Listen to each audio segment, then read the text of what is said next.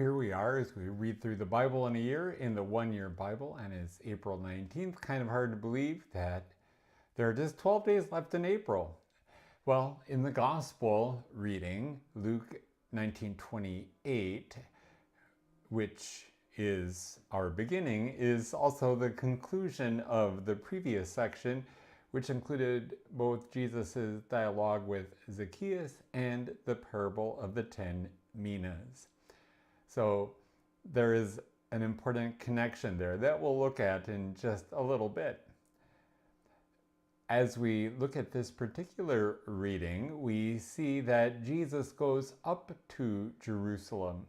That is the correct way of saying it always, because Jerusalem was on a hill. But beyond that, Jesus was committed to being lifted up on a cross. And then on the 40th day following his resurrection, Jesus would ascend into heaven. For now, Luke records each step of Jesus' journey into Jerusalem. First, Jesus teaches in Jericho. That is where Jesus told the parable of the 10 minas. Then on the Friday before Palm Sunday, Jesus traveled from Jericho to Bethany. That was an uphill walk of 17 miles. Jesus spent the Sabbath there, Saturday, as he raised Lazarus from the dead and joined in table fellowship with Mary and Martha.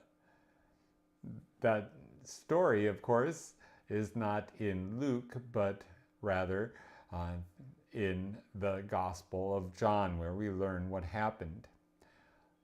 In the Gospel of Luke, we see a description of the Great Week, which is what the early Christians called, what we call Holy Week.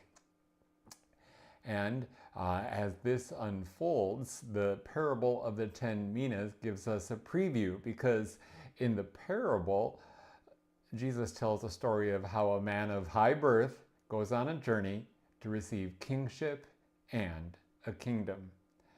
As Jesus draws near to Jerusalem, first he draws near to Bethany and Bethphage, which are right outside the city. Then Jesus draws near to the descent from the Mount of Olives, from where you can get a good view of the city of Jerusalem. Finally, Jesus draws near the city itself and weeps over it. Then suddenly Luke records Jesus entering the temple. Jesus carefully prepares for his entrance, sending 2 of his disciples to untie the colt that Jesus will ride. The following events take place exactly as Jesus said they would. There is a vital point of connection here. Jesus rides in on a borrowed donkey that no one has yet ridden, and then after his death, Jesus is buried in a borrowed tomb in which no one has yet been buried. It all went according to God's plan, the very plan by which you and I were delivered from sin and death, all through Jesus' sinless death and glorious resurrection. So the entrance into Jerusalem takes place. And because of it, now we have eternal life.